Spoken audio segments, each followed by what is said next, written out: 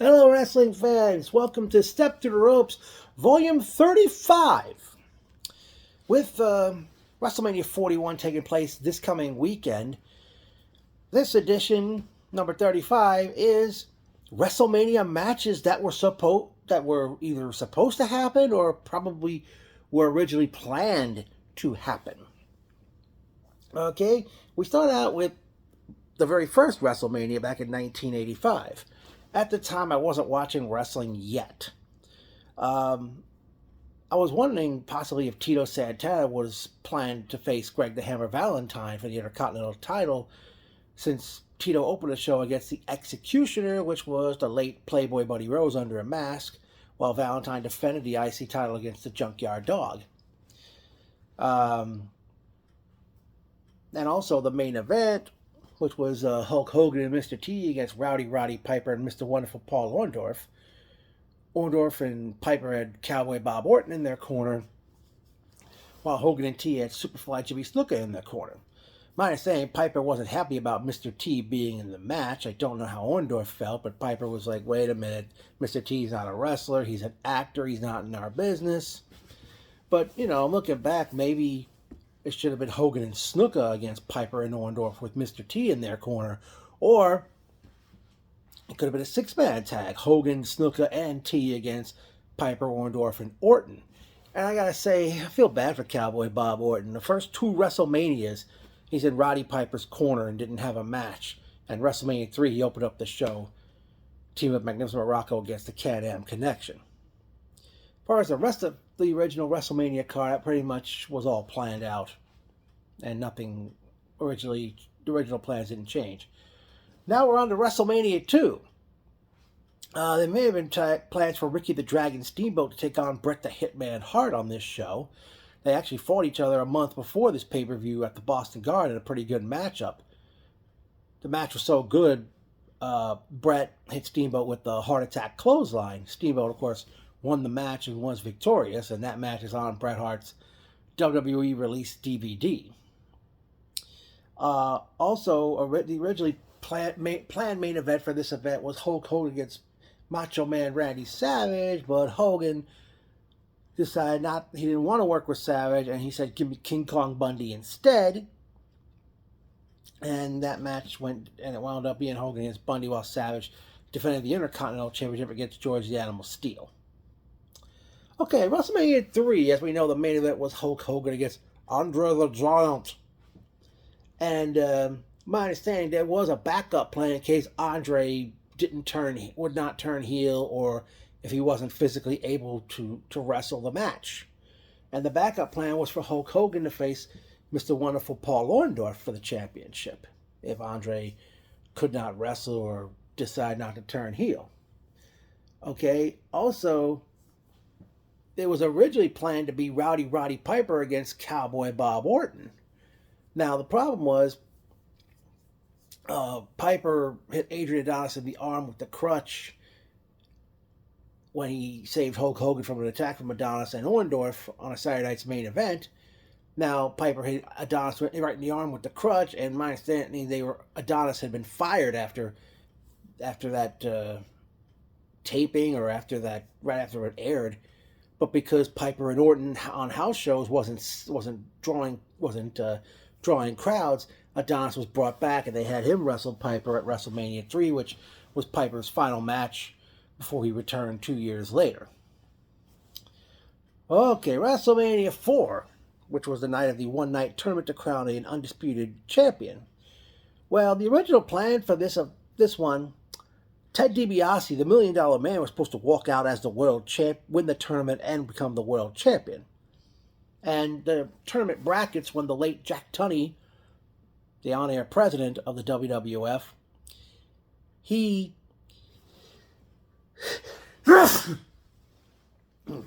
when he came on TV, and they showed the way the tournament board, the brackets was set up. It was set up the way it was originally set up, but they made changes. Now, the reason why DiBiase didn't end up winning the title was a combination of things. Macho Man Randy Savage was livid at the Honky Tonk Man for not wanting to drop the Intercontinental Championship on the main event on February 5th, 1988.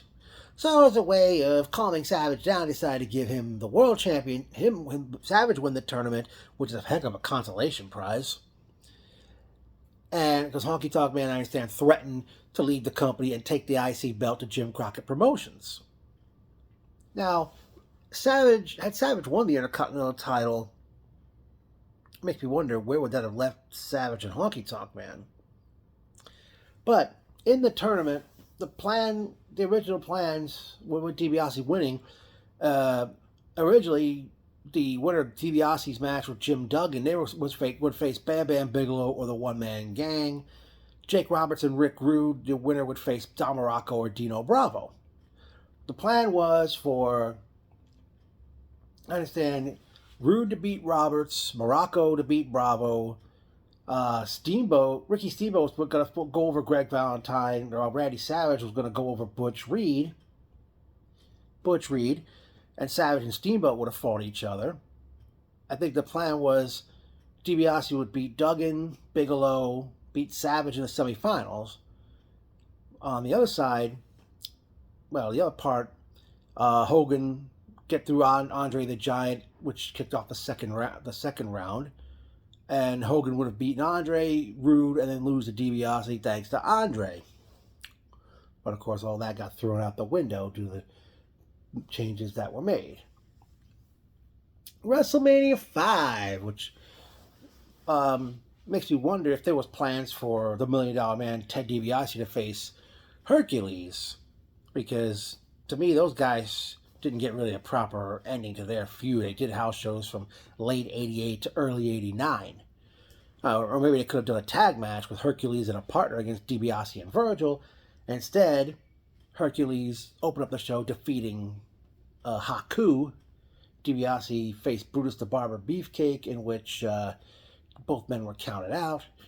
I wonder if there was a plan for the Hart Foundation to face the fabulous Rougeau brothers, because the Rougeaus ended up losing to the Bushwhackers, while the Hart Foundation defeated Honky Tonk Man and Greg Valentine before they were Rhythm and Blues. Okay, WrestleMania 6 at the Skydome in Toronto, Ontario, Canada. The very first WrestleMania of the 1990s. I wonder if there was a plan for Roddy Piper and Ravishing Rick Rude to face each other, because they feuded in the late stages of 1989 and even into early 1990. They were still facing each other on house show loops. Piper ended up wrestling Bad News Brown on WrestleMania 6, which would double count out, while Rude defeated Superfly Jimmy Snuka. Also, I wonder if the Rockers were set to face the Powers of Pain originally for this show, because Powers of Pain were split up and given to separate managers, because the Orient Express came in and Orient Express faced the Rockers, defeating them by countout. And also, I think the plan was for the Brainbusters, Tully Blanchard and Arn Anderson, to walk into WrestleMania 6 as tag team champions and lose them to Demolition. But the Brainbusters were gone by the end of 1990, and that was one reason why the Colossal Connection, Andre the Giant, and Haku were paired. And because Andre, I understand, was very worn down, couldn't do much in the ring anymore. I mean, if you look back at those Colossal Connection matches against the preliminary wrestlers, you notice Haku would work the match, and he would just tag in Andre for the cleanup. And all Andre could really do was a punch, chop, headbutt, shoulder block in the corner, ass smash in the corner, sit on an opponent's chest, drop an elbow. Of course, didn't look proper. I guess Andre didn't want to hurt himself or anyone in the ring. Okay, all right. WrestleMania 7, of course, was originally going to be at the Los Angeles Memorial Coliseum, but of course that got changed to LA Sports Arena due to, I guess, the war due to Desert Storm, I suppose. One story I heard is that The Undertaker originally was going to face Andre the Giant. But I guess Andre really couldn't have done it, couldn't have wrestled. Andre didn't even wrestle on this show. He did show up in the Big Boss Man Mr. Perfect match. Also, possibly the Legion of Doom was supposed to face Demolition. Legion of Doom defeated Power and Glory in like very quickly because both members of Power and Glory wrestled hurt. While Demolition lost to the Japanese combination of Genichiro Tenryu and the late Koji Katao. Also, makes me wonder if Power and Glory were also might have faced the Hart Foundation for the tag belts, but that didn't happen. And also, the Nasty Boys had entered the WWF by the end of 1990, and they not only had the match, but they unseated the Hart Foundation for the tag belts. Now, I understand, unless I'm mistaken, there was a backup plan in the event that Sergeant Slaughter wouldn't play Benedict Arnold, in Praise Iraq. That there was a plan to turn Tugboat heel and call him Sheik Tugboat. If Slaughter hadn't returned to do the comeback and face Hogan at WrestleMania 7, that was going to be Hogan against Sheik Tugboat. I'm glad that didn't happen. Now we're on to WrestleMania 8. And to me, with these matches that were originally supposed to happen, if they did happen, WrestleMania 8 would have been a way better show than it turned out. Originally, Marty Jannetty was going to wrestle Shawn Michaels, but Jannetty was fired by WrestleMania 8. Michaels opened up the show defeating Tito Santana. Randy Savage was set to face Jake Roberts to end their feud, but due to the changing of the next match I'm about to get to, it was the main event. Was initially supposed to be Hulk Hogan and Ric Flair for the World Championship, and he was even announced on TV, but due to turning Sid Justice heel, they changed it to have Hogan wrestle Sid while Flair would defend the world title against Savage. All right. Also, there may have been plans of the new foundation, Owen Hart and Jim Neidhart, to face the Beverly Brothers. Neidhart was fired prior to WrestleMania 8 for refusing to take a drug test, and Owen was put in a singles match against Skinner, which went under 2 minutes, and the Beverlys didn't even get on the show. And also, there was talk of the Legion of Doom face the Natural Disasters in a street fight, and Money Incorporated, Ted DiBiase and IRS to defend the tag belts against Hacksaw Jim Duggan and Sergeant Slaughter. Legion of Doom didn't even wrestle on the show, and the Disasters were turned babyface, and they challenged Money Inc. for the belts, defeating them by countout. WrestleMania 9, which was the last time WrestleMania ran in Las Vegas. They were originally supposed to be Shawn Michaels against Marty Jannetty, but Jannetty was fired by WrestleMania 9. Shawn opened up the show wrestling against Tatanka. Also, there may have been a plan for Money Incorporated to defend the tag belts against the Nasty Boys had Hulk Hogan and Brutus Beefcake not returned. Alright, WrestleMania 10. Originally, Earthquake was going to take on Ludwig Borga, but it was announced on TV that Borga had gotten injured again, and Borga, I think, probably was gone by the time WrestleMania 10 took place. And also, Women's Champion Alundra Blaze originally was going to face Debbie Combs. I think it was Debbie Combs or another woman, but then they announced on TV Blaze would face Leilani Kai for the Women's Championship. WrestleMania 11. Okay, I think this may have made sense. I think because originally I think the Owen Hart and Jim Neidhart were supposed to win the tag belts from the Smoking Guns, since Owen and Neidhart were doing tag matches by the end of 1994. Neidhart was I think shown the door prior to the 1995 Royal Rumble, and it wound up being Owen and Yokozuna defeating the Guns for the belts. Also, if it hadn't been for the involvement of former New York Giant Lawrence Taylor, I think Bam Bam Bigelow was originally going to face Tatanka on this event. And looking back, I gotta say, I was really duped about this whole thing with LT and Bigelow being real, because they try to seem that way. Because the night Royal Rumble 95, Bigelow pushed LT, and you hear Jerry Lawler on commentary say Vince McMahon just took off his headset. And then the following night, On Raw, Bigelow was supposed to apologize, but there were technical difficulties. And then Bigelow was like initially challenged LT to a match, and first I don't know if it was his LT's agent and then his lawyer saying, we want an apology or we're going to take legal action. And then eventually LT showed up at the Hard Rock Cafe or wherever they had a press conference at WrestleMania 11. And I remember LT showed up saying he'll face Bigelow in a match. And the thing is, I remember Bigelow, he says, "You want a handshake? Here's my hand." So LT and Bigelow shake hands, and they're standing face to face while the press is taking cameras, and LT kissed Bigelow on the cheek. All right, now let's see. Okay, WrestleMania 12. Originally, Yokozuna and Vader were supposed to go one-on-one. I don't know if it was because Yokozuna's couldn't really do much in the ring anymore because of his weight gain. And it turned into a six-man tag, pitting Yokozuna, Jake Roberts, and Ahmed Johnson against Vader, Owen Hart, and Davey Boy Smith.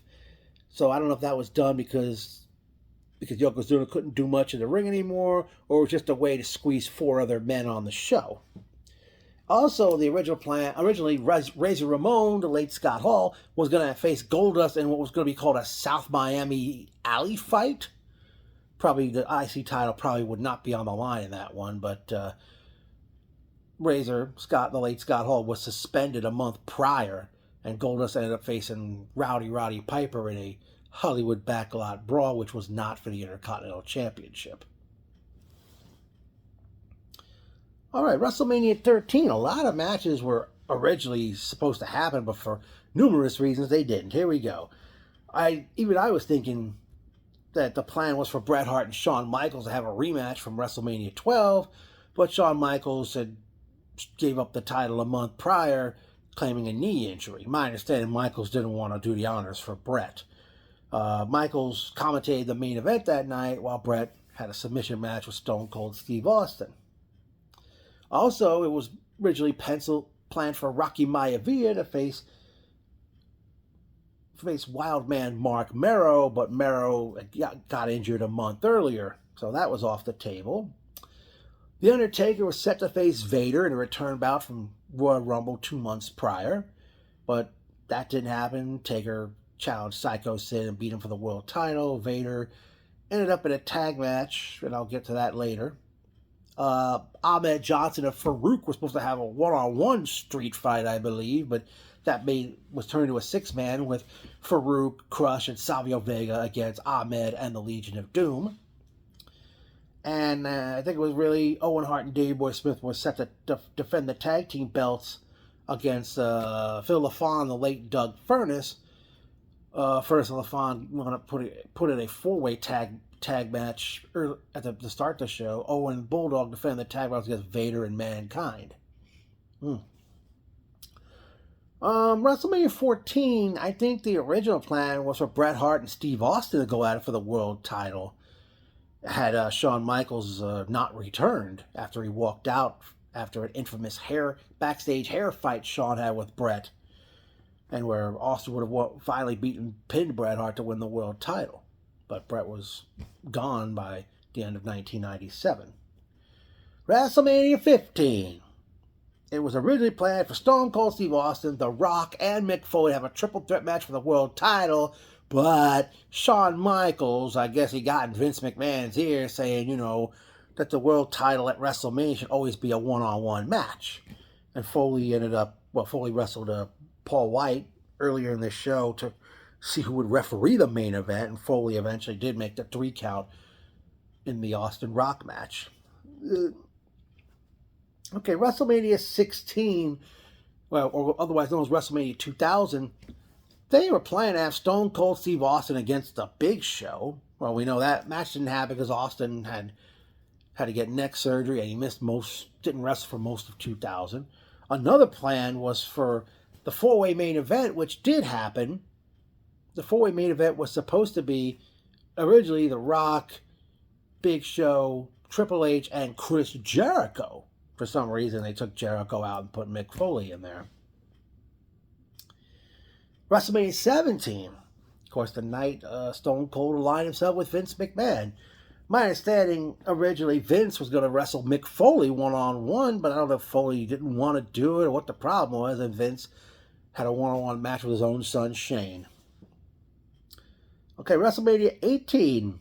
Interesting set of matches that were planned. It was originally planned for Stone Cold Steve Austin to face Hulk Hogan, but Austin didn't want to do business.